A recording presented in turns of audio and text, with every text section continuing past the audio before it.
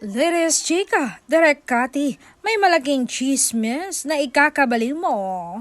Ako at kayo. Nako, may nabunyag siya sa dalawang sikat na love team na katrabaho niya ngayon, sina Donnie at Belle. Ito'y gustong malaman ng lahat ng publiko at lalo na ang mga fanay. Ito nga ang chika, kwento ni Direk.